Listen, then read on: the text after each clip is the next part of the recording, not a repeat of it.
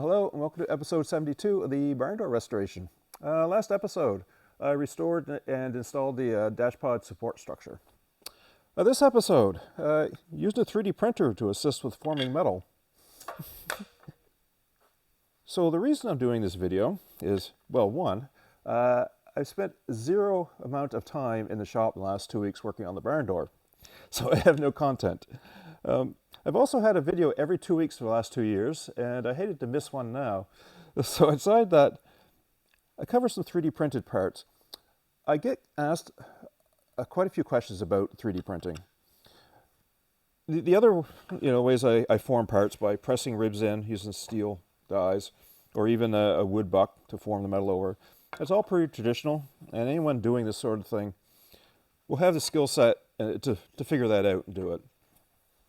3D printing, if you haven't been exposed to it, can be a bit daunting, but it works so well and so easy to get really good results.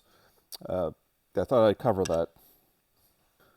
So a quick overview of the 3D printing. So the type of 3D printing I'm using here uses a filament, so basically a spool of plastic, looks like a spool of plastic wire.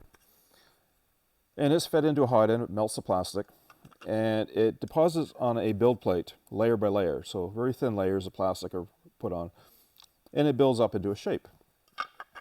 Now there's other types of 3D printing. This one is the most cost effective, I think, and it's well suited to this type of work. And you can get into it very cheaply. You can buy a very cheap printer and start making parts. Now as far as printers go, a very cheap printer is a lot of work, as in you need to learn a lot of stuff. They have to be calibrated, so the beds need to be leveled. You need to calibrate them for the filament to make sure it's not under or over extruded, meaning there's too much or too little plastic coming out of the nozzle. And so that's a bit of a learning curve. It's not too bad if you're, but it is a bit of work. And a lot of people do not want to, they want a tool to use, they don't want to have to learn a whole new hobby. Now, slightly more expensive printers, once you get up to $1,000 and up from that, they come with auto bed leveling, auto calibration. You just tell it what filament you're using, send it a file, and it comes out. It's like an appliance, you don't have to worry about it. There's nothing really to learn. And I really do suggest going to that level if you can afford it. But I use a Ender 3 Pro. Very cheap printer. It's getting quite old now. It's had a lot of hours on it, but it works. It can be a bit frustrating sometimes. And usually if I just do a few calibrations on it, it starts printing good again. But yeah, I would love to have a more expensive printer that does all that for me. But they are quite a bit of money. So using 3D printed dies, a few areas it works really well. And that is complex shapes in flat panels. This, for instance, is the kind of a step that the headlight dimmer sets in the floor. And it's a circle, but it's set in on a slant. So it's a very complex piece to actually hand form. I'm not great at hand forming. It takes forever, and to get it absolutely perfect is a lot of work.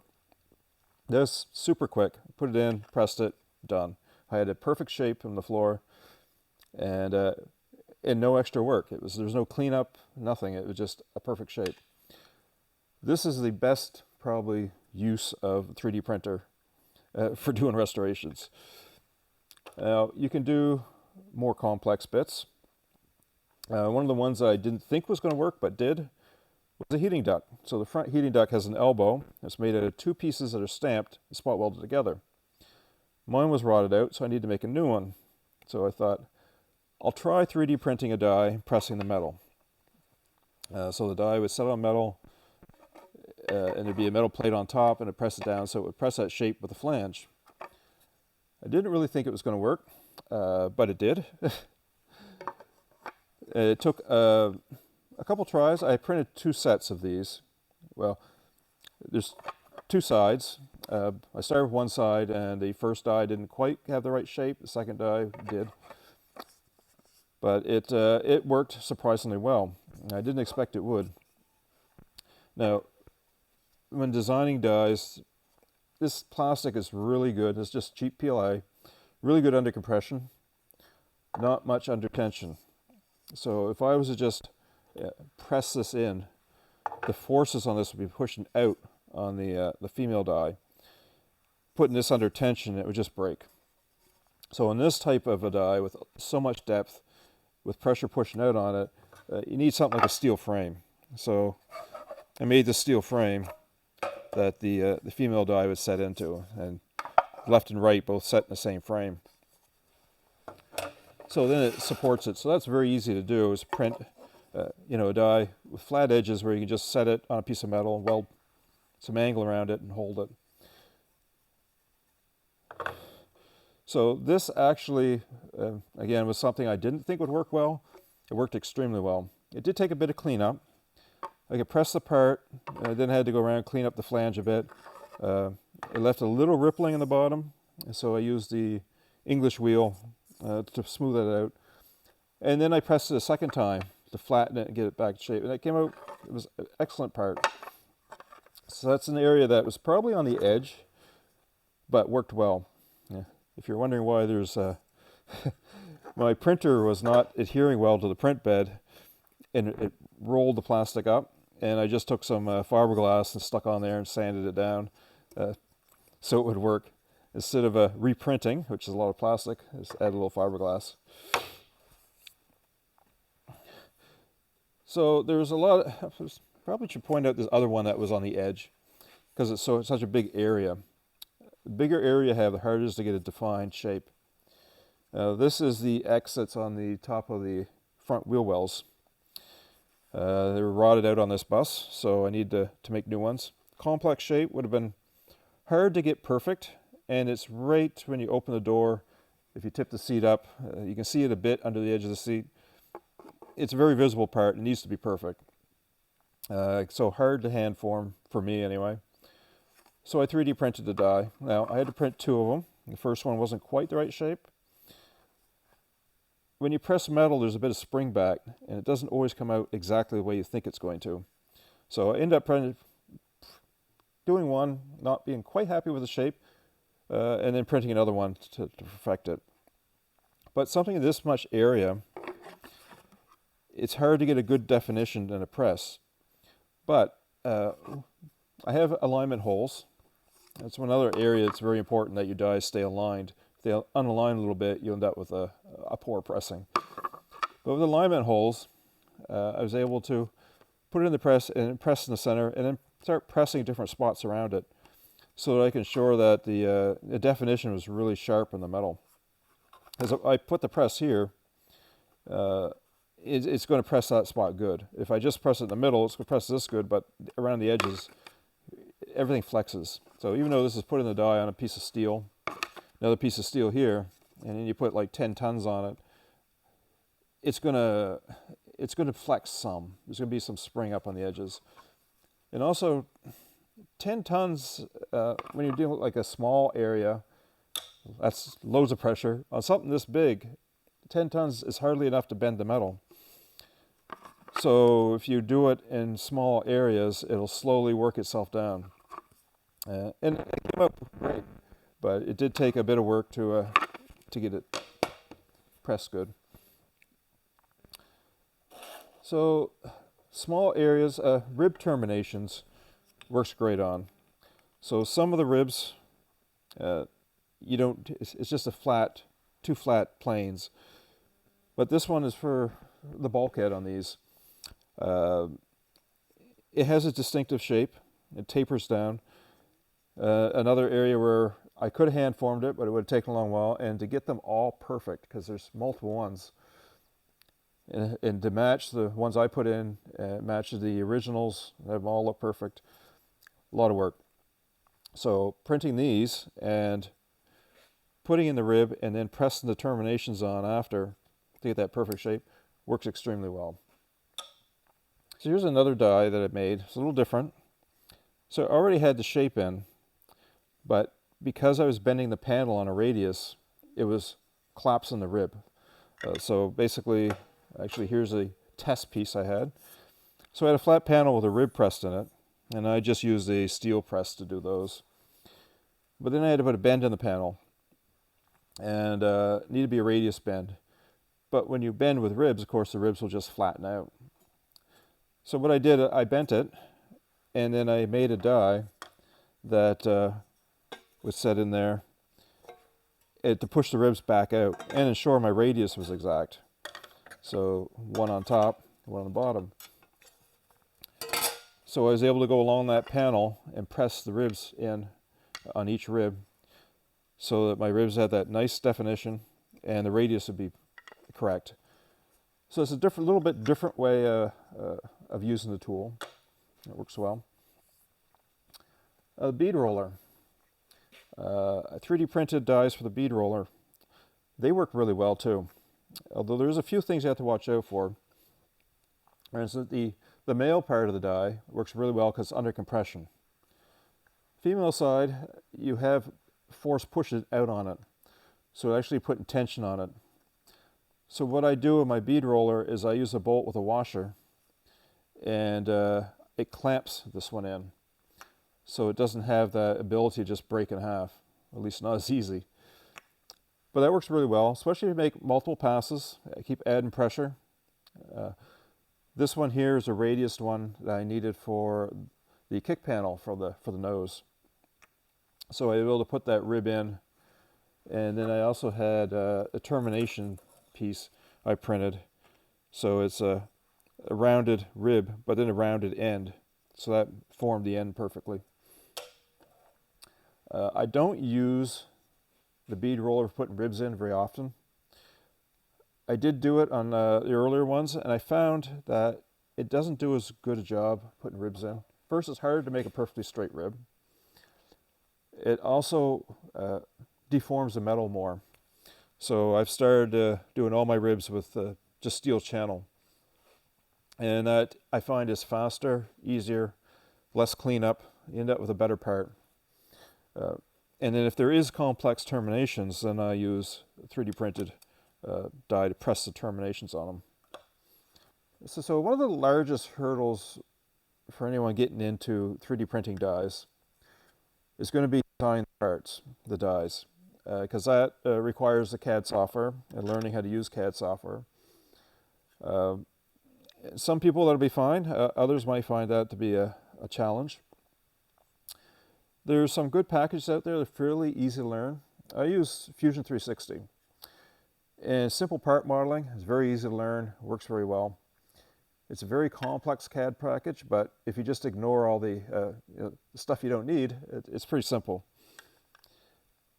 And then there's how you're designing your parts. Now, I do something a little different than some might. Because I'm drawing up all the panels for this bus, when I need to do a die, for instance this dimmer switch, I have the panel, the dimmer switch already all designed into it. So if that's the area I want to press, I actually extrude a block, put the panel through it in CAD, and then subtract the panel from it. And then I end up with the two pieces with the panel removed. So now I have my dies. It probably sounds simpler than it is, but it works very well. And it works for me because I'm designing the parts ahead of time anyway. Now, some might just design the two parts. They draw them up separately so they fit together. But there's many ways of doing stuff. But it can be a challenge for some. So once you have the die designed, you have to print it. So we use a slicing program. So there's a program that will take the model and convert it into G-code that the printer will use. Usually you refer to that as a slicing software. So you have to tell it how thick the bottom layer is, how thick the top layer is, how thick the perimeter layers are, the style of infill, what density it is. And these all are important to make sure that this plastic will stand up to the pressures, pressing it. It's one of the things I've played with, and I print my parts too strong. And the downfall of that is you end up using more material, and it takes longer to print. So small parts, like these, doesn't really matter. There's so little material, and it prints fast. Larger parts, can take a long while to print and use a lot of material. So it's kind of a fine line. Now, dies for the bead roller I print solid, just because they have a lot more stress on them, and because of their size and how they work, you pretty much need to have that strength. Smaller pieces like this, it depends on the shape, but this one I can see around the edges of it. Usually the perimeter is something that's the most important, because then all these edges end up a lot thicker if you use a heavy perimeter. So this one I have 4 millimeters perimeter. The bottom layer is usually quite thin, usually 1 millimeter. And the top layer, depending on the shape, can be 2 millimeter, could be 4. Some of these parts are pretty much solid. Other parts are not. And it depends on where the pressure is. And for this piece, this center section, which is a full thickness, there's no pressure there, because that's just a flat piece of metal being pushed on it. So that doesn't need any thickness. But these edges, where the metal's being pushed in, need a lot of thickness. So in this one, I used probably about 6 millimeters perimeter, but very, probably 1 millimeter top and bottom. And that made this shape area almost solid, but this area very, very lightweight. The infill densities, so area where it's not printing solid, for instance, this one, the center section, on this, I probably had an infill of probably 40% because there really wasn't much pressure there. On this one, I probably went to 75% infill because the way it's made, there's be pressure all over it. This one, because of the way it was used, probably, actually I think I had very little infill in that one. It's probably pretty weak because the shape was already there. I was just kind of stretching the metal a little extra. So that was probably like a 30% infill, maybe 2 millimeters of perimeters. So that's a very lightweight part. That all takes practice, just experimenting. Print a part, try it on scrap metal, see what it does. And I usually end up erring on the side of too heavy because I don't want to take time to print it again. So it's easier to use a little more material, take longer to print than have to print it twice. So, but that's something that comes with experience. And every time you do something different, you learn more. So I think that is a good overview of 3D printing dies for metal shaping. This has been an extremely useful tool for me because I'm building all my replacement metal from scratch, and I want it to look perfect. I want it to look like original metal and not something that's been replaced. Printing these dies and pressing the metal has made that very easy and quick. And the quality of the parts they look perfect. There's a lot of areas that if I didn't have the 3D printer to do this, I'm not sure how I could get the shape perfect. I think it would have been very time consuming and things wouldn't have come out as good as they are with these. I will be uploading all these models to my GrabCAD. There's a link in the description. So for instance, this front floor dimmer, these parts will be with the front floor drawings. And they'll be in STL files, so they can be loaded into the slicer, the 3D printing slicer software.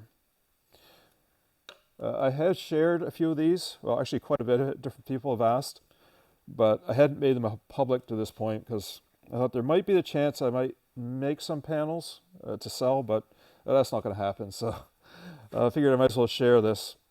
Hopefully others can experiment with this and get some use. Well, that wraps up this video. Sorry there's no progress for this one, but next one, rear cargo floors, hopefully. Thanks for your comments, I appreciate them, and thanks for watching.